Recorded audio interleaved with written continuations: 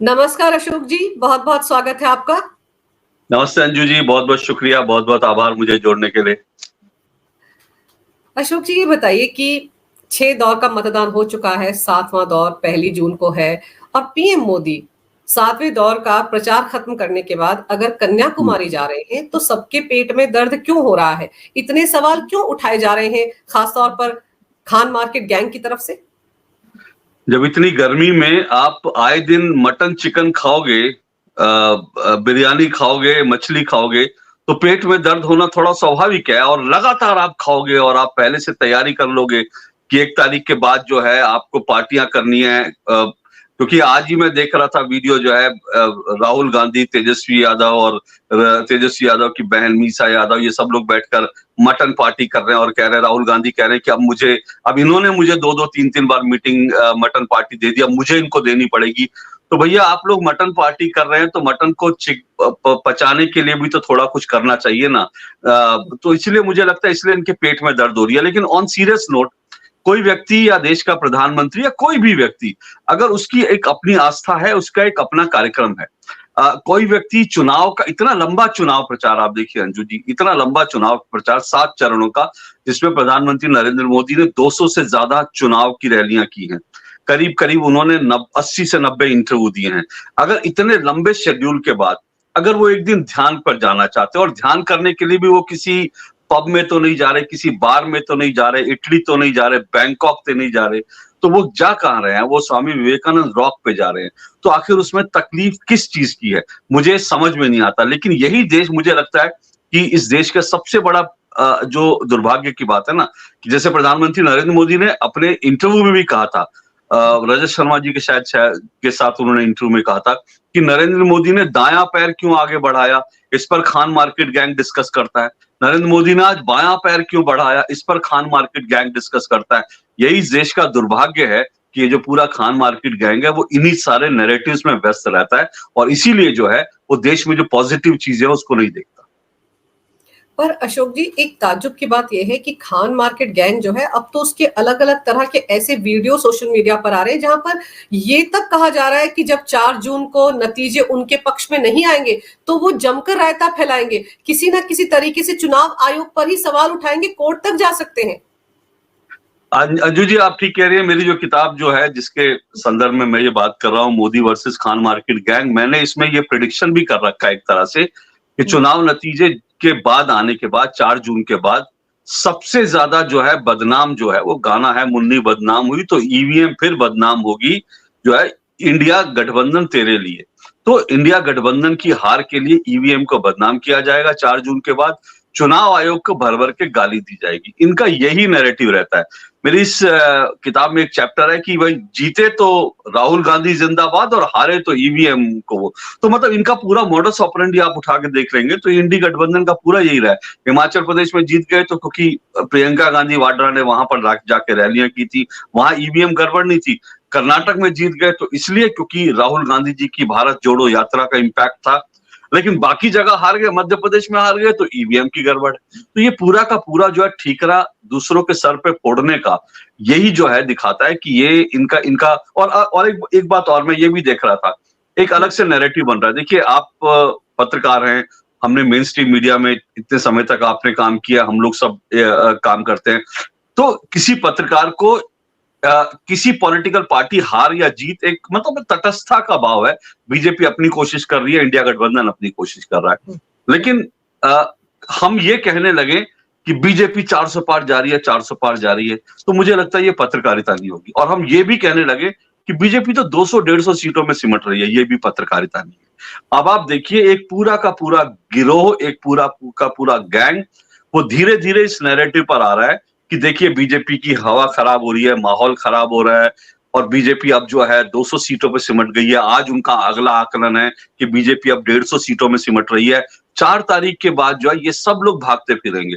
मैं नहीं कह रहा हूं कि बीजेपी बहुत बड़ी जीत कर रही है, मैं भी ग्राउंड पे बहुत घूम कर रहा है, और मैं नहीं मानता बीजेपी के सामने चुनौतियां हैं। ये चुनाव जो है, फाइट हुई है इस चुनाव में, इसमें कोई दो राय नहीं। लेकिन मैं ये मान लूं कि बीजेपी 200 से सीटों पे सिमट रही है, 210 सीटों पे सिमट रही है, तो मैं ग्राउंड रियलिटी नहीं जानता। मैं सिर्फ किसी के लिए एजेंडा बनाने का काम कर रहा हूं, और पत्रकार का काम एजेंडा बनाने का नहीं है, पत्रकार का काम जो सच है वो बताने का है। जी। बिल्कुल सही कह रहे हैं आप, लेकिन ये जो आपकी किताब है, मैं इस संदर्भ में भी आपसे बात करना चाहती हूँ। जब आपने ये किताब लिखी, तो आपको क्यों इसको लिखने की ज़रूरत महसूस हुई? क्योंकि आपने शायद टाइटल भी यही दिया है कि Khan Market gang versus PM Modi, शायद यही टाइटल है इसका। जी, तो मोदी क्यों वर्सेस खान मार्केट गैंग। आपको क्यों मोदी ऐसा वर्सेस लगा कि खान। ये किताब लिखनी चाहिए? मैं चाहती हूँ मेरे दर्शकों को ज़रूर वो किताब दिखाएँ, ताकि वो चाहें तो इसे खरीदें और पढ़ें कि खान मार्केट गैंग की असलियत क्या है? कौन है ये खान मार्केट गैंग? क्या है इनका इकोसिस्टम? देखिए, ये जो किताब है मोदी वर्सेस खान मार्केट गैंग, ये दरअसल मैंने इसलिए लिखी क्योंकि मुझे ऐसा लगता है कि इस देश में एक बहुत बड़ा वर्ग, और जिसमें सबसे बड़ी शिकायत मेरी मीडिया से है, पत्रकारों से है। एक बहुत बड़ा इकोसिस्टम है जो इस देश में फेक नैरेटिव्स बनाने का काम कर रहा है। देखिए, ये और फिर मैं कह रहा हूँ कि अगर कोई फर्ज़ कीजिए कोई पॉलिटिकल पार्टी फेक नैरेटिव बना रही है, समझ में आता है। कोई अगर वकील है, उसका अपना एजेंडा है, समझ में आता है। कोई अगर एनजीओ है जिसकी दुकानदारी बंद हो गई क्योंकि उसको विदेशों से फंडिंग आती थी, उसकी फंडिंग बंद हो गई, उसको अपना समझ में आता है। लेकिन पत्रकारों का काम फेक नैरेटिव बनाना थोड़ी होता है।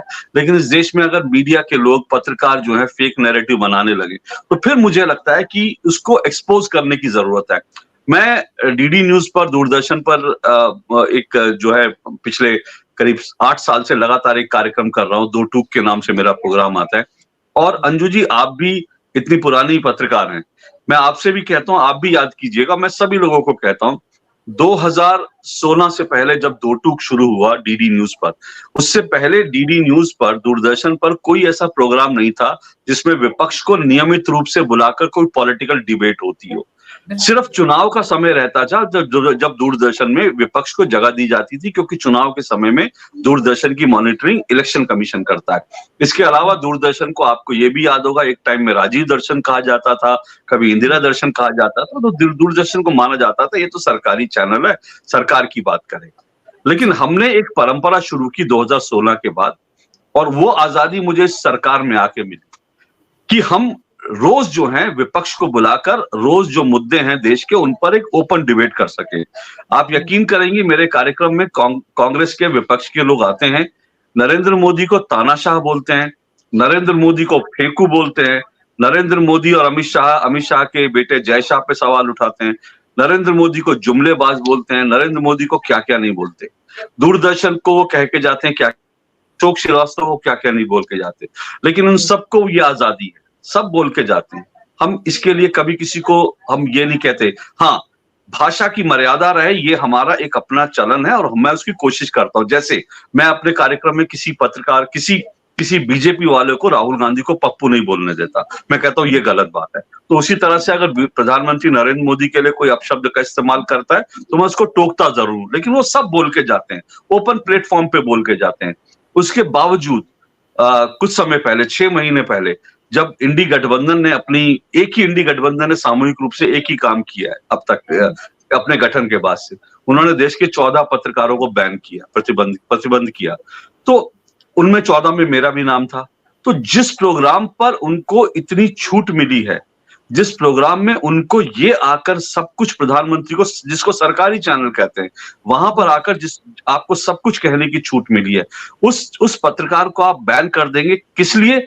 क्योंकि मैं आपका फेक नैरेटिव अपने प्रोग्राम में नहीं चलने दूंगा। जैसे मान लीजिए मेरे कार्यक्रम में आके अगर किसी ने बोला कि भारत में इमरजेंसी लगी हुई है, तो मैं ये कहूंगा, मेरी ड्यूटी भी है दर्शकों के प्रति भी, दूरदर्शन के प्रति भी, इस देश के प्रति भी। तो मैं इस फेक नैरेटिव को बस्ट करने के लिए कहूंगा कि अगर इमरजेंसी होती तो आज दूरदर्शन पर बैठ के आप सरकार की इतनी खुली आलोचना नहीं कर रहे होते। बिल्कुल, अगर बिल्कुल। अगर अगर इमरजेंसी होती तो फिर मैं आपको बुलाता भी नहीं, मैं अपना समाचार देता, बंद कर देता। तो इमरजेंसी नहीं, अगर आप इतना बोल पा रहे हैं तो इसका मतलब अभिव्यक्ति की आजादी है। तो ये फेक नैरेटिव है ना कि भाई भारत में बोलने की आजादी नहीं, अभिव्यक्ति की आजादी नहीं है। इसी तरह से मैं कश्मीर में इतना गया हूं, अगर कोई मुझे ये कहे कि कश्मीर में जो है लोग बड़े पीड़ित हैं जी, कश्मीर में 370 हटने के बाद बड़ा गुस्सा है जी, तो मैं कहूंगा ये फेक नैरेटिव है। क्योंकि मैं कश्मीर में जिस दिन 370 हटा, मैं 15 दिन वहां था, कश्मीर के लोगों से गुफ्तगू कर रहा था, रोज बातचीत कर रहा था। वहां के लोगों के मन में क्या है मैं जानता हूं। कोई अगर मुझे ये कहे, मुझे 30 साल हुए मीडिया में, मैंने मीडिया में इतने सारे दौर देखे इस सब नए-नए जब प्रिंट मीडिया में मैं काम करता था, उसके बाद प्रिंट मीडिया से मैं टेलीविजन चैनल में आया, टेलीविजन चैनल में जब प्राइवेट मीडिया की शुरुआत हुई, तब से लेकर आज जबकि 100-150 चैनल है, मैं देख रहा हूँ भारत में कोई क्या है कि पत्रकारों को बोलने की आजादी नहीं है और रोज आप बोलते हैं, तो मैं कहूंगा ये फेक नैरेटिव है। कोई क्या है भारत जो है पाकिस्तान से भी भूखा देश है, तो मैं कहूंगा कि भैया ये फेक नैरेटिव है और मैं उसको एक्सपोज करूंगा, मैं उसको फैक्ट्स के साथ एक्सपोज करूंगा। तो मैं यही करता था, इसके कारण मुझे बैन कर दिया। तो मुझे इतने समय से लग रहा था कि ये जो नैरेटिव्स हैं, इन नैरेटिव्स को एक्सपोज करने की जरूरत है, इसलिए मैंने ये पूरी की पूरी किताब लिखी, क्योंकि मुझे शिकायत है कि इस देश में एक फेक नैरेटिव लगातार, अच्छा फेक नैरेटिव भी समझ में आता है, एक पॉलिटिकल पार्टी अगर फेक नैरेटिव बनाती है कि चलो नरेंद्र मोदी तानाशाह है, नरेंद्र मोदी संविधान खत्म कर देंगे, नरेंद्र मोदी आए तो भारत में अगला चुनाव नहीं होगा, तो एक पॉलिटिकल पार्टी करती है तो चलो समझ में आता है। लेकिन इस देश का मीडिया भी उस नैरेटिव में शामिल हो जाए, तो मुझे लगता है उसको एक्सपोज करने की जरूरत है, उसको चैलेंज करने की जरूरत है। और मैंने अपनी किताब में यही काम किया है, जो तमाम ऐसे फेक नैरेटिव्स थे उनको मैंने ध्वस्त करने की कोशिश की, और प्रमाण के साथ। आप क्योंकि मीडिया में आप जानती हैं कि मीडिया में आजकल टैगिंग करने का बड़ा चलन है।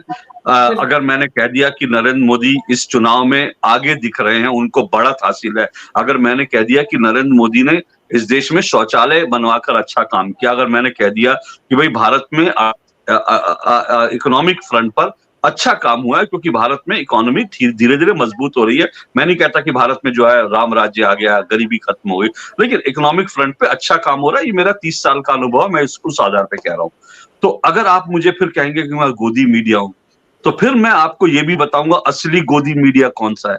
तो मैंने इस किताब में असली गोदी मीडिया के बारे में भी बताया है, जो राहुल गांधी को टी शर्ट पहने हुए देख करके जो है बिल्कुल जो है भक्ति में लीन हो जाते हैं कि राहुल जी ने देखो इतनी सर्दी में टी शर्ट पहन के घूम रहे हैं, राहुल जी के टॉयलेट में जाके शूट करते हैं कि देखो राहुल जी तपस्वी का जीवन जी रहे हैं, उनका टॉयलेट कितना सादा है। अरे भाई टॉयलेट में सादा ही होता है, टॉयलेट में कोई हीरे मोती नहीं लगे होते, मुझे नहीं पता, मैंने तो देखा नहीं अगर इन लोगों के टॉयलेट्स में हीरे मोती होते, मुझे नहीं मालूम, लेकिन टॉयलेट तो सादा ही टॉयलेट होता है। तो राहुल जी का टॉयलेट दिखा करके कितनी सादगी से रहते हैं, तपस्वी हैं। ममता बनर्जी के बारे में एक महिला पत्रकार प्रशांत भूषण के साथ, प्रशांत किशोर के साथ ये पूछती हैं कि ममता दीदी इतना काम करती है, दिन भर बिजी रहती हैं, उनको सुसु जाने का टाइम कब मिलता होगा। तो मुझे लगता है ये असली गोदी मीडिया भारत का, तो ये लोग हैं, इनको एक्सपोज करने की जरूरत है। तो इसमें असली गोदी मीडिया के बारे में भी बात है। तो ऐसी तमाम फेक नैरेटिव्स हैं जिनको मैंने इस किताब में ध्वस्त करने की कोशिश की है, और मुझे लगता है लोगों तक ये सच पहुंचना चाहिए, क्योंकि मैं आज भी मानता हूं जब लगातार झूठ बोला जाता है और जब एक झूठ 100 बार बोला जाता है, तो 100 में से 20 लोग 30 लोग इस बात को मान लेते हैं कि वो सच है। तो उन तक सच पहुंचना जरूरी है। तो मैंने अपनी किताब के माध्यम से यही कोशिश की जी। पर अशोक जी आप बिल्कुल सही कह रहे हैं, क्योंकि आप देखिए ना, अगर मैं बहुत दूर ना जाऊं, आम आदमी पार्टी की बात कर लूं, आम आदमी पार्टी के फेक नैरेटिव्स को आप देखिए कि अगर अरविंद केजरीवाल एक ट्वीट करते हैं तो उनकी पार्टी के सारे मंत्री, सारे विधायक, सारे पार्षद एक साथ एक सुर में अलग अलग प्लेटफॉर्म पर वही बात बोलते हैं। तो कहते हैं ना, फिर आम आदमी को लगता है कि एक जना झूठ बोल सकता है, 100 तो नहीं बोलेंगे। उनको लगता है झूठ नहीं, कोई तो सच बोल रहा है, तो उनको यकीन होने लगता है, और इसी तरह से इनका एजेंडा चलता है। और यही इकोसिस्टम में जो राष्ट्रीय स्तर पर नहीं अंतरराष्ट्रीय स्तर पर भी काम कर रहा है। एग्जैक्टली। जिस तरह के वीडियो मैं देख रही हूँ इस वक्त सोशल मीडिया पर कि 4 तारीख के बाद ये करेंगे, वो करेंगे, सुप्रीम कोर्ट जाएंगे, मतलब चुनाव आयोग को भी कटघरे में खड़े करने की तैयारी हो रही है, जो अपने आप में बहुत खतरनाक है। एग्जैक्टली वही मैं कह रहा हूं। देखिए अब क्या है कि इनका विडंबना देखिए, एक तरफ तो ये कह रहे हैं कि बीजेपी जो है 150 सीटों में सिमट रही है, दूसरी तरफ ये कोर्ट जाने की भी तय। तो पहले तो आप तय कर लीजिए कि भाई क्या करना चाह रहे हो, आपके मन में क्या है। और ये पूरा जो नैरेटिव है, आपने सही कहा, ये जो, और ये इस किताब में भी इस बात का जिक्र है, ये जो खान मार्केट गैंग है, ये दिल्ली के खान मार्केट से इसका कोई लेना देना नहीं है। मैं बड़ा स्पष्ट कर रहा हूं, मैंने इस किताब में भी जिक्र किया। खान मार्केट गैंग एक सेट ऑफ पीपल है जो नैरेटिव सेट करने का काम करता है, और ये खान मार्केट गैंग अब सिर्फ दिल्ली में नहीं है, मैं मानता हूं नई दिल्ली से लेकर न्यूयॉर्क तक खान मार्केट गैंग है, क्योंकि मैं बीबीसी को भी न्यूयॉर्क खान मार्केट गैंग का हिस्सा मानता हूं। मैं इसके अलावा जो न्यूयॉर्क टाइम्स है, वॉशिंगटन पोस्ट है, मैं इनको भी खान मार्केट गैंग का हिस्सा मानता हूं। मैं पाकिस्तान के उन राजनेताओं को भी और पाकिस्तान परस्त उन अमरीकी और अमरीकी संस्थाओं में जो जिनको भारत में ह्यूमन राइट्स वायलेशन दिखता है, लेकिन आज पीओके में जिस तरह से लगातार गोलियां चल रही हैं, लोगों को मारा जा रहा है, उस पर वो लोग आंखें मूंद लेते हैं। ये सारा फेक नैरेटिव जो है, मैं इसको कहता हूं, इसलिए खान मार्केट गैंग दिल्ली से लेकर न्यूयॉर्क तक है फैला हुआ। और ये जो आपने कहा, यही ये तैयारी करते हैं, तो ये अभी माहौल बना कर रखेंगे कि भाई ऐसा देखो, अभी से आप देखिए, चुनाव के बीच में कई जगह से आ गया कि भाई हमारी ईवीएम में हमने ऐसा देखा वैसा देखा। अब इन सब चीजों को लेकर एक तरह का माहौल बनाने का काम है, और इसी माहौल के बेस पर आप देखिएगा 4 तारीख और 4 तारीख की शाम से 4 तारीख की रात से जो है, ये आपका एजेंडा जो है बनना शुरू हो जाएगा। भारत के चुनाव आयोग को चुनौती दी जाएगी, चुनाव आयोग ने ऐसा किया वैसा किया, और ईवीएम को लेकर ये सारा माहौल बनाने की पूरी तैयारी, और यही जो है खान मार्केट गैंग है, यही इनका मॉडस ऑपरेंडी है। जी अंजू जी। पर ताजुब तो ये होता है अशोक जी कि अभी देखिए 4-5 दिन पहले कपिल सिब्बल भी एक प्रेस कॉन्फ्रेंस कर रहे थे और क्या क्या समझा रहे थे लोगों को। तो चुनाव आयोग को भी कहना पड़ा कि सब तो हमारे मैनुअल में है, भाई आप कौन सी नई बात बता रहे हैं। अब आप देखिए कि प्रधानमंत्री मोदी को भी आपकी किताब का भी उन्होंने जिक्र किया, और खान मार्केट गैंग के बारे में उन्हें भी कहना पड़ा। लोगों को समझाना पड़ रहा है, दूर दराज के लोगों को, कि आप फेक नैरेटिव में ना फंसे। लेकिन राहुल गांधी की बात करें अगर अशोक जी, तो राहुल गांधी तो पिछले 2-2.5 साल से यही करते आ रहे हैं। जब जब वो विदेश जाते हैं, वो क्या करते हैं? लोकतंत्र खतरे में है, संवैधानिक संस्थाएं खतरे में है, सुप्रीम कोर्ट उनके पक्ष में फैसला दे तो ठीक है, बल्ले बल्ले है, लेकिन उनके पक्ष में फैसला ना दे तो वही सुप्रीम कोर्ट पर भी दबाव है केंद्र सरकार का। तो अगर अब ये लोग चुनाव को ही नहीं मानेंगे, चुनाव के नतीजों को ही नहीं मानेंगे, तब तो ये पूरे के पूरे देश को जो कि दुनिया में सबसे बड़ा लोकतंत्र है, उस पर डिस्क्रेडिट करने जा रहे हैं। एग्जैक्टली यही तो बात है। देखिए, माहौल तो जैसे आपने राहुल गांधी का कहा, राहुल गांधी भारत जोड़ो यात्रा करे, न्याय यात्रा करे, बहुत अच्छी बात है, उनको पब्लिक में जाना चाहिए। लेकिन दुनिया, भारत के बाहर जाकर आप ये कहें कि भारत में डेमोक्रेसी नहीं है और यूरोप और अमेरिकी देशों को भारत में हस्तक्षेप करना चाहिए, भारत को देखना चाहिए कि यहाँ डेमोक्रेसी, ये सब क्यों? आप भाई अगर डेमोक्रेसी नहीं है तो फिर आप जिन राज्यों में जीत रहे हो उन राज्यों में जीत कैसे रहे हो? आप वायनाड से कैसे जीत गए अगर डेमोक्रेसी नहीं होती? आप अमेठी में हारे तो भैया ये आप अमेठी में अपने कर्म देखो ना, आपने अमेठी के लिए क्या किया? आपने अमेठी के लोगों को किस तरह से पिछड़ा बना के रखा? आपने अमेठी में जो किया उसका आपने वो काटा। लेकिन उसके बावजूद जो है आप वायनाड में जीत जाते क्योंकि वहां का डेमोग्राफिक सिस्टम कुछ इस तरह का है कि वहां जीत जाते हो। तो यही तो भारत का डेमोक्रेसी है, यही तो भारत में लोकतंत्र है। असदुद्दीन ओवैसी लगातार जो है कितने सालों से हैदराबाद में जीत रहे क्योंकि ये भारत की डेमोक्रेसी है। आपको जो है इस तरह की चीज हो जाती है। बड़े बड़े भारत में जो है इतने समय से हम देख रहे हैं जो बाहुबली नेता हैं वो भी जीतते हैं, एक गरीब व्यक्ति है वो भी जीत जाता है। तो इस तरह की चीज भारत की डेमोक्रेसी की, आप इसको डिसोन करेंगे, आप कहेंगे भारत में डेमोक्रेसी नहीं है, तो मुझे लगता है ये गलत है। आपको फिर मैं कह रहा हूं, नरेंद्र मोदी का विरोध करना समझ में आता है, लेकिन नरेंद्र मोदी का विरोध करते करते आप भारत का विरोध करने लगते हैं। आप कहने लगते हैं भारत में आर्थिक स्थिति नहीं है, आर्थिक स्थिति खराब है, भारत पाकिस्तान से भूखा देश है, भारत में अफगानिस्तान से ज्यादा जो है मीडिया पर पाबंदियां हैं, भारत में डेमोक्रेसी खत्म हो गई है। ये जो नैरेटिव्स है ये अल्टीमेटली भारत को नुकसान करता है। अंजू जी, जब हम लोग कभी बाहर जाते हैं, इस तरह का जब नेता बोलते हैं, और अगर आपसे सोचिए हम कहीं हिंदुस्तान के बाहर जा रहे हैं और कोई हमको कहे कि आपके इंडिया में डेमोक्रेसी नहीं है, कितना खराब लगेगा। हम हर साल 2 साल में कभी नगर निगम के लिए, कभी लोकसभा के लिए, कभी विधानसभा के लिए वोट देते हैं, इतना जीवंत लोकतंत्र, और आप कहें कि भारत में डेमोक्रेसी नहीं है, तो ये चीज खराब है। तो अब राहुल गांधी ने ऐसे एक नहीं कई नैरेटिव जो है फैलाने की कोशिश की है। और आप इनको अब अगर मैं इसी बात की बात करूं कि एक नैरेटिव ये बनाया जा रहा है कि भाई अगर 2024 में नरेंद्र मोदी जीत गए तो भारत में अगला चुनाव नहीं होगा। हाँ। अब ये फेक नैरेटिव नहीं है तो क्या है? क्योंकि अब आप ये सोचिए, इन लोगों की कल्पना जो है शक्ति कितनी कमजोर है, इनके पास न्यू आइडियाज कितने कमजोर है। मुझे लगता है कि विपक्ष को चाहिए कि एक अच्छे किसी ओटीटी राइटर को ये लोग हायर कर लें, क्योंकि कम से कम इनके आइडियाज में तो नयापन होगा। क्योंकि यही बात 2019 में भी कही थी इन लोगों ने। 2019 में भी आप देख लीजिए, वो वीडियो वायरल है जिसमें राहुल गांधी, अरविंद केजरीवाल कह रहे हैं कि अगर नरेंद्र मोदी, अमित शाह जीते तो भारत में लोकतंत्र खत्म हो जाएगा, भारत में चुनाव नहीं होंगे, संविधान खत्म हो जाएगा। 2019 में जो हुआ वही आप बयान 2024 में भी दे रहे हो, और वही आप बयान 2029 में भी दोगे। तो भैया ये कब तक आप लोगों को बेवकूफ बनाओगे? तो एक चीज पे रहो, आप नई नई चीजें लाओ। लोगों को मालूम है। और भारत की डेमोक्रेसी, एक बात और मैं बता दूं अंजू जी, मैं बहुत छोटा था, हमने देखा है भारत में तानाशाही कैसी होती है, क्योंकि आपातकाल लगा था। मैंने अपनी बहन को आपातकाल की वजह से खोया। मेरे पिताजी के नाम मीसा का वारंट था। मेरे पिताजी जो है वो अंडरग्राउंड रह के आपातकाल के खिलाफ, तानाशाही के खिलाफ लड़ रहे थे। ये सब कुछ हम बहुत छोटे थे, हमने देखा। तो तानाशाही वो होती है। आज भारत में मैं ये मानता हूं, कोई भी हो, कोई बड़े से बड़ा नेता हो, तानाशाही भारत में आ नहीं सकती है, किसी की हिम्मत नहीं है।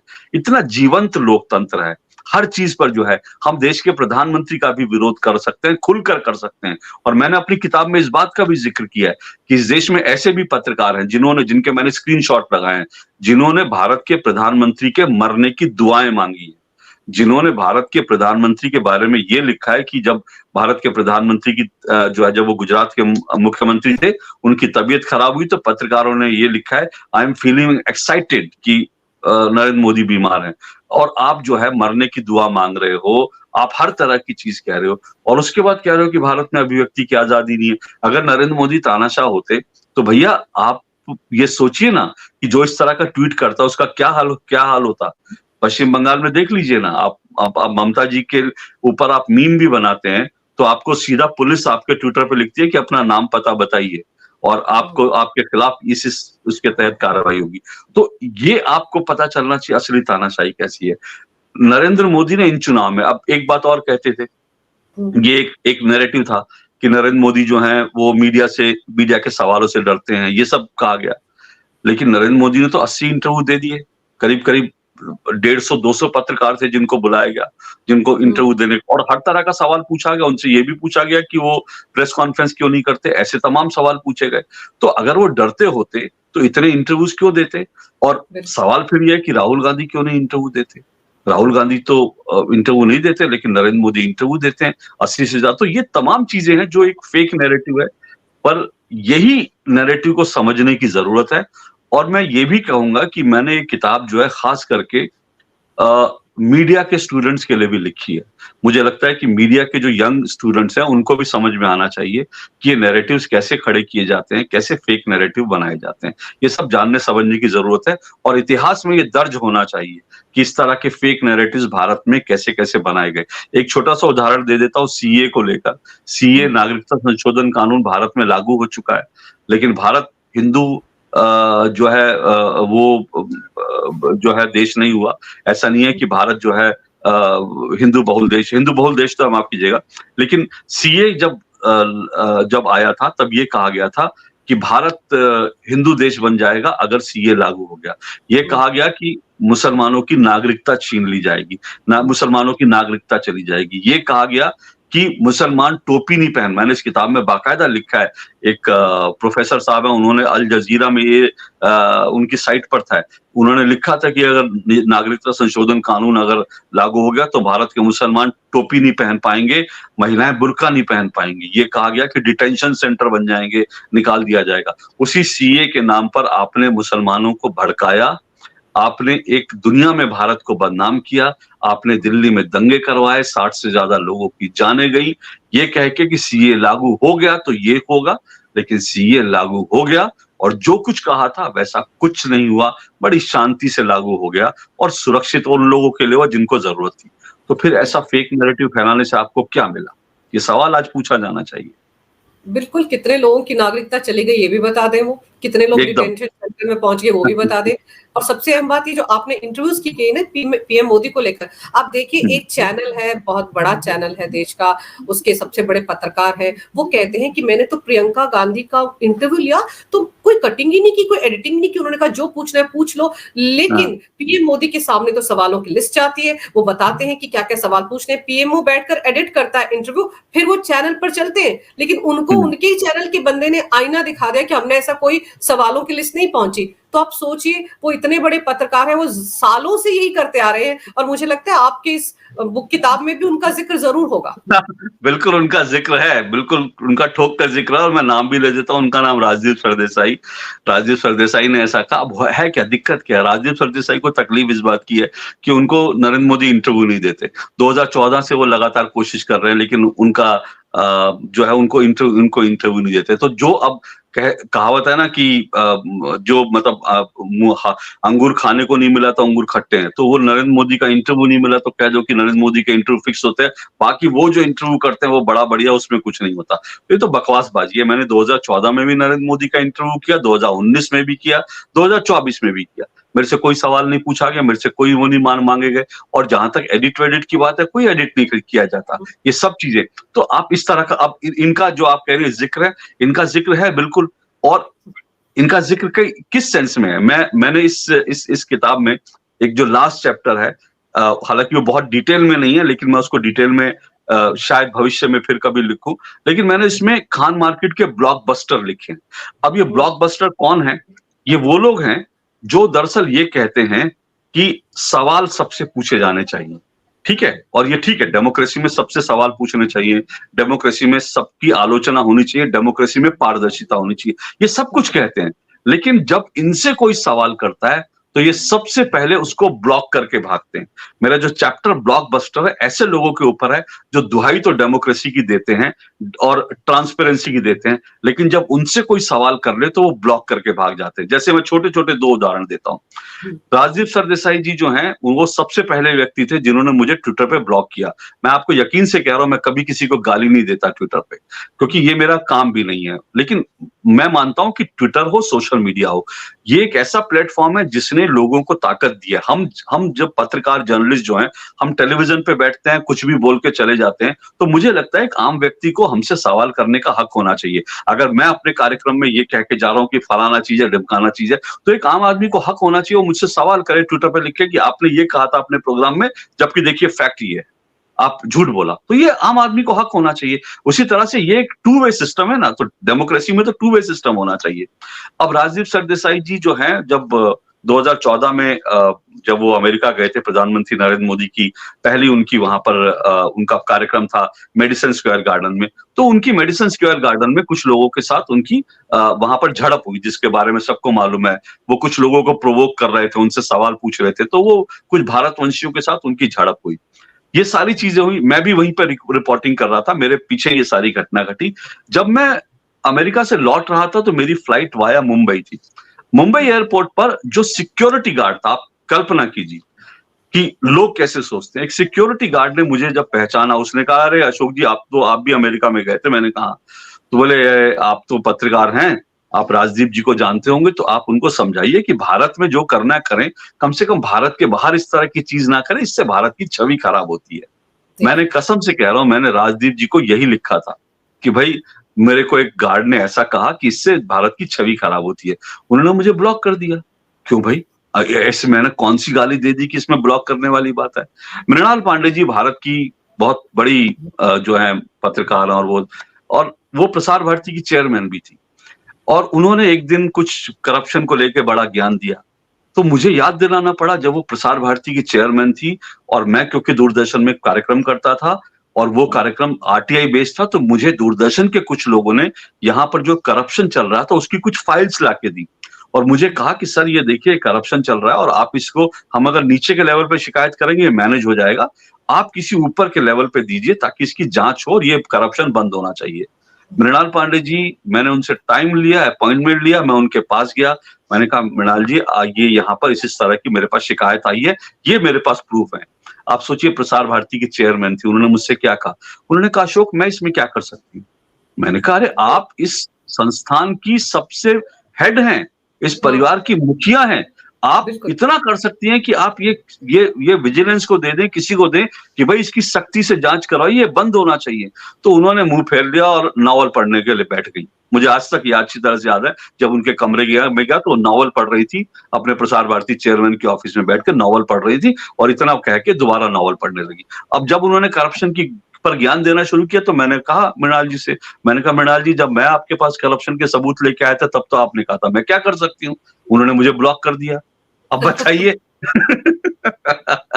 तो मैं तो आईना दिखाने का काम कर रहा हूं और अगर अब मैं गलत कर रहा हूं तो आप मुझे साबित करिए कि मैं झूठ बोल रहा हूं। तो आईना देख करके आप डर जाते हो तो इसका मतलब चेहरा तो आपका दागदार है ना, तो फिर आईने से क्यों डर रहे हो? मुझे क्यों ब्लॉक कर रहे हो? तो ये ब्लॉकबस्टर है। तो ऐसे ऐसे ऐसे लोगों की फेहरिस्त लंबी है। राजदीप जी की पत्नी का भी उनमें नाम है, क्योंकि उन्होंने एक फेक ट्वीट किया था। अब तो मिटाऊं, हाँ, टीएमसी के उन्होंने सांसदों के। हाँ, उन्होंने एक फेक ट्वीट किया था। उन्होंने कहा कि दिल्ली के एक कॉलेज में वीर्य से भरे गुब्बारे मार रहे हैं लड़के। ठीक है? बताइए। आपने ये किया। उसकी फोरेंसिक जाँच हो गई और ये जाँच होने के बाद ये आया कि वो बिल्कुल गलत था, ऐसा कोई गुब्बारा नहीं मारा गया। अब जब फोरेंसिक लैब से जाँच होगी तो उसको तो मान लीजिए। मैंने उनसे अनुरोध किया कि आपने ये हिंदू धर्म के एक त्योहार को आपने अननेसेसरी बदनाम किया।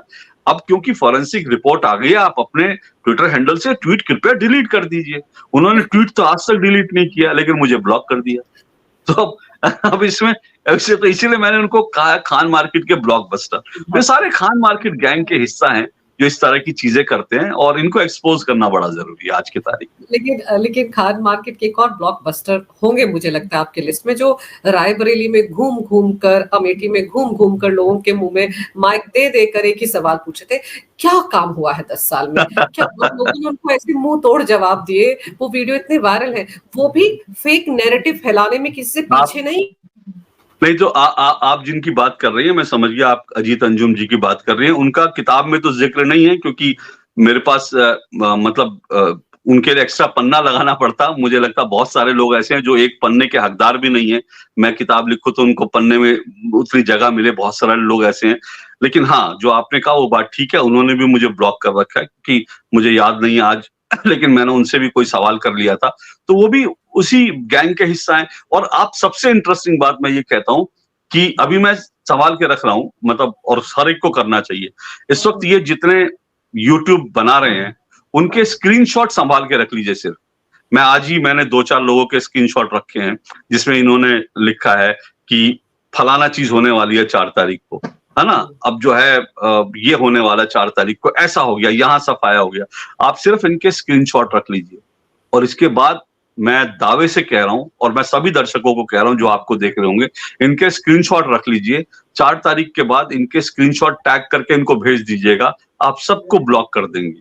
सबको ब्लॉक कर देंगे क्योंकि इसी तरह से इनकी दुकान चलती है। सच का सामना करने की हिम्मत नहीं होती। झूठ बोलते हैं, झूठ पे अपनी दुकानदारी चलाते हैं। यही इनका काम रह गया, यही पूरा का पूरा खान मार्केट गैंग है, यही इनकी मॉडस ऑपरेंडी। पर अशोक जी, मतलब मुझे कई बार ये समझ नहीं आता है कि किसके आधार पर इस तरह की बातें करते हैं। बहुत से लोग तो ये सवाल पूछते हैं उल्टे कि हुँ। जब यूपीए की सरकार थी तब तो कोई ऐसा खान मार्केट गैंग नहीं था। तब मैं उनको ये समझाती हूँ कि भाई उस वक़्त सोशल मीडिया नहीं था, आपको पता ही नहीं है। वरना हुँ, अहमद पटेल क्या करते थे कांग्रेस में? क्या काम था एग्ज़ैक्टली। उनका? आपको बता सकते हैं क्योंकि आप तो इतने साल से रहे। ज़रा मैं चाहूँगी अपने हमारे दर्शकों को बताएँ कि उस वक़्त कैसे मीडिया मैनेज होता था? उस वक़्त कैसे सोनिया गांधी से सवाल पूछे जाते थे कि चाय बना लेती हैं आप? हाँ, उनको पूछा जाता था चाय बना लेती, उनको पूछा जाता था कि आप पास्ता बनाती थी, पीली दाल बनाती थी इंदिरा जी के लिए, उनको ऐसे सवाल पूछे जाते थे। और आप अगर उस समय के इंटरव्यूज़ को अगर आप देखेंगे, अगर आप सोनिया जी से उस समय शायद 1 या 2 इंटरव्यू हुए यूपीए सरकार के दौरान में। लेकिन उन 1 या 2 इंटरव्यूज़ में सोनिया गांधी जी से एक भी सवाल करप्शन को लेकर जो यूपीए सरकार में जो इतने 000 लाखों करोड़ के जो करप्शन होते थे, एक सवाल करप्शन पर नहीं पूछा गया सोनिया जी से। क्यों नहीं पूछा गया? अल्टीमेटली वो यूपीए चेयरपर्सन थी, जो सरकार को चलाने वाली सब सर्वोच्च संस्था थी, उसकी वो हेड थी। उनसे एक सवाल नहीं पूछा गया। तो ये क्यों नहीं? तो ये सारा खान मार्केट गैंग यही करता था। मैंने अपनी जो मेरी पहली किताब थी, नरेंद्र मोदी सेंसर्ड थी मेरी पहली किताब, 2019 में आई थी। उसमें मैंने इस बात का ज़िक्र किया है कि कैसे प्रधानमंत्री कार्यालय जो है वो लगातार मीडिया को मैनेज करता है और ये हर सरकार में होता है, हर दौर में होता है। मीडिया को अल्टीमेटली एक कंपनी भी जो है अपने आप पब्लिक रिलेशन ऑफिसर रखती है, उसका काम क्या होता है? उसका काम होता है कि कंपनी को लेकर नेगेटिव जो खबरें आ रही हैं उसको टोन डाउन करना और जो पॉजिटिव खबरें हैं उनको बूस्ट करना, ये एक पीआरओ का काम होता है। प्रधानमंत्री कार्यालयों में जो जो उनके मीडिया मैनेजर होते हैं, जो प्रधानमंत्री के मीडिया सलाहकार होते हैं, उनका यही काम होता था। तो पहले भी ये काम होता था। पहले क्या होता था कि डॉक्टर संजय बारू ने अपनी किताब में खुद इस बात का जिक्र किया है कि कैसे जंकेट दिए जाते थे पत्रकारों को। अब जंकेट आप समझती हैं, बहुत सारे पत्रकार जो हैं, आपने खुद अपने आसपास देखा होगा कि आपके आसपास जो कई सारे पत्रकार थे, उनके किसी का दुबई में किसी का अपार्टमेंट है, किसी का लंदन में अपार्टमेंट है, कोई दिल्ली में किसी का जो है फार्म हाउस है, कोई विदेश दौरे पर परिवार के साथ जाता था और कई-कई दिन छुट्टी मना के, तो ये जंकेट होते थे जो हमेशा दिए जाते थे। और डॉक्टर संजय बारू ने अपनी किताब में एक जगह ये भी जिक्र किया है कि कैसे एक दिन डॉक्टर मनमोहन सिंह ने एक खबर कोई चलाने पर डॉक्टर प्रणव राय तो मीडिया का इतना बड़ा नाम था, प्रणव राय को जो है फोन पर ऐसी झिड़की दी, ऐसा बुरी तरह से डांटा कि जैसे एक प्रिंसिपल जो है एक बच्चे को डांटता है, उस तरह से प्रणव राय को प्रधानमंत्री मनमोहन सिंह ने डांटा था। तो ये सारी चीजें इसका हिस्सा है भाई, ये मीडिया का हिस्सा है। आपको कई बार जो है इस तरह की सिचुएशन होती है, आपको जंकेट दिए जाते हैं, आपको मैनेज किया जाता है। अहमद पटेल और एक जो है एक महिला पत्रकार, उनको आप भी जानती होंगी, वो घटना जो है हमारे रिपोर्टर के सामने हुई कि प्रेस कॉन्फ्रेंस में उन्होंने सवाल पूछ लिया, तो उसके बाद जो उनको बुला करके कांग्रेस जो है मुख्यालय में, उनको बाद में प्रेस कॉन्फ्रेंस के बाद अलग से उनको रूम में बुला करके उनको 4-5 लोगों के सामने जलील किया गया कि ये सवाल आपने कैसे पूछ लिया, आप थोड़ी इस तरह का। तो ये चीजें होती हैं। आज भी देख लीजिए, जो इनके बस में है वहां तक तो ठीक है, जो बस में नहीं होते उनसे कैसे क्या कहते हैं। राहुल गांधी जी ने अभी एक प्रेस कॉन्फ्रेंस में जब उनसे सवाल पूछ लिया तो उन्होंने क्या कहा कि देखिए ये बीजेपी वाला सवाल आ गया। प्रियंका गांधी से प्रियंका गांधी ने क्या कहा, और उनसे बड़ा जेन्युइन सवाल पूछा गया था प्रियंका गांधी से। उन्होंने क्या कहा, प्रियंका गांधी ने कहा कि ये आपको बीजेपी वालों ने सवाल दिया है ना, तो बीजेपी वालों से कहिए मेरे से पूछे। अरे बीजेपी वाले आपसे क्यों पूछेंगे भाई, पत्रकार का काम पूछना, वो आपसे पूछ रहा, आप जवाब दीजिए। तो ये इस तरह से, ये कोई ऐसा नहीं था कि 2014 से पहले मीडिया के लिए जो है बड़ा ही बहुत बढ़िया माहौल था, आजादी थी। लेकिन आजादी वो क्या थी, वो आजादी उसके पहले 2014 से पहले मीडिया को दलाली करने की भी पूरी आजादी थी, क्योंकि पत्रकार, बड़े बड़े पत्रकार जो है दलाली करते थे कि कैसे सरकार में मंत्री बनेंगे। नीरा राडिया टेपकांड मुझे बताने की जरूरत नहीं है कि कैसे पत्रकार जो है कौन मंत्री बनेगा, कौन किसको क्या विभाग मिलेगा। तो 2014 से पहले इनके पास ये सारी आजादी थी। वो आजादी आज छिन गई है। आज आप प्रधानमंत्री कार्यालय में सीधा गाड़ी लेके नहीं जा सकते। आज आप फोन करेंगे, प्रधानमंत्री सीधा उधर से नहीं आएंगे। आप प्रधानमंत्री कार्यालय में जाकर जो है ना ट्रांसफर पोस्टिंग करवाना, मंत्रियों को सेटिंग करना, ये सब चीजें आप नहीं कर सकते। आप राष्ट्रपति भवन को अपने निजी कार्यक्रम के लिए बुक नहीं करवा सकते। आप प्रधानमंत्री कार्यालय के अंदर प्रधानमंत्री के लॉन में अपना चैनल लॉन्च नहीं कर सकते, निजी चैनल लॉन्च नहीं कर सकते। तो ये सारी चीजें जो है बंद हो गई। तो वो आजादी इनकी छिन गई है। इसलिए मीडिया के लोग और खान मार्केट गैंग इसलिए परेशान है कि वो जो उनकी आजादी थी, जो दलाली करने की, जो आजादी स्वतंत्रता के नाम पर स्वच्छंदता करने की, जो कुछ भी करने की, किसी भी तरह से पैसा कमाने की और भारत की नीतियों में हस्तक्षेप करने की, जो एक हाई क्लास मतलब सत्ता को जिस तरह से अपनी मुट्ठी में रखने की जो इनकी आजादी थी, वो सब चली गई है, इसलिए परेशान है। पर सवाल तो ये है ना कि क्या मीडिया को ये मीडिया का अधिकार है कि वो तय करे कौन मंत्री होगा, क्या विभाग होगा? ये आपका काम नहीं है भाई, आप इससे दूर रहिए। सरकार क्या बनेगी, क्या नहीं बनेगी, आपका काम नहीं है। आपका काम रिपोर्टिंग करना है, आप सिर्फ रिपोर्ट कीजिए। ये सारी चीजें हैं जो अशोक जी, मीडिया का काला। इंटरव्यूज में ये बात बोली है ना कि अब तो आपको पता ही नहीं चलता है कि कौन मंत्री बन रहा है, कौन सीएम बन रहा है, आपके सूत्र ही नहीं रहे। पहले तो सूत्रों के साथ साथ सारा का सारा खेल भी करवाया जाता था। वो राडिया वाले टेप क्या है, वो यही सब तो थे।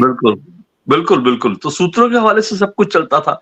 हमको ये भी याद है, आपको भी शायद ऐसा हुआ होगा, मंत्री बनने जो लोग, जब नई सरकारें बनती थी तो मंत्री बनने के लिए लोग पत्रकारों से अपना नाम चलवाते थे, अखबार से, टेलीविजन चैनल में, कि यार मेरा नाम चलवा दो। तो उनको लेकर के खबरें छापी जाती थी, खबरें डाली जाती थी कि फलाना आदमी का ये क्राइटेरिया है, फलाना आदमी ने ये किया है और ये मंत्री बनने की दौड़, भले वो शामिल नहीं हो, लेकिन वो प्रेशर बनाने के लिए इस तरह की खबरें चलाई जाती थी।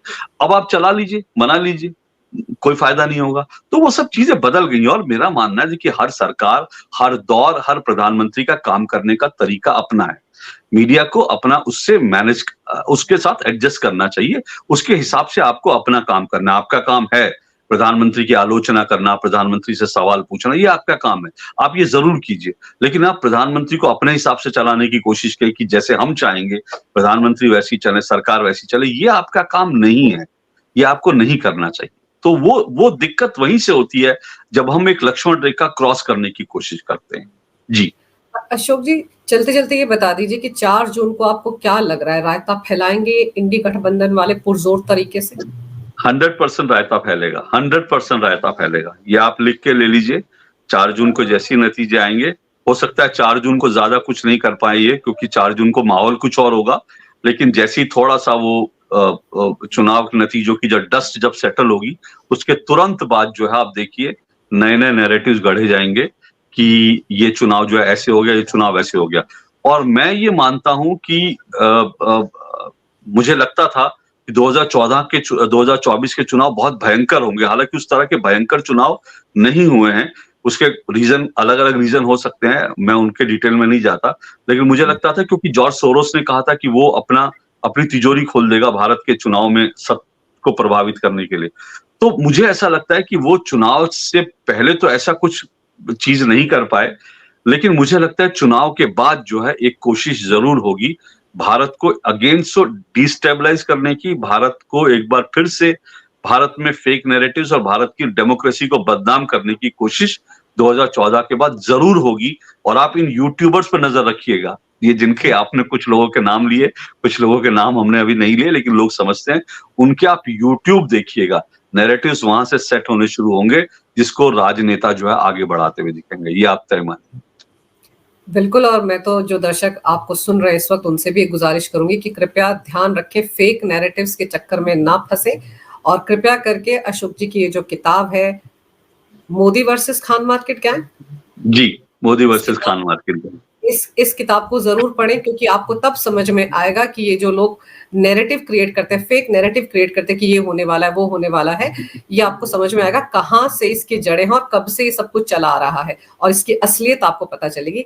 अशोक जी, आपने समय निकाला इस महत्वपूर्ण विषय पर मेरे दर्शकों को तमाम जानकारी देने के लिए, इसके लिए आपका बहुत बहुत धन्यवाद, और आपकी किताब के लिए भी आपको ढेर सारी शुभकामनाएं। नमस्कार। थैंक यू सो मच, बहुत बहुत शुक्रिया, नमस्कार।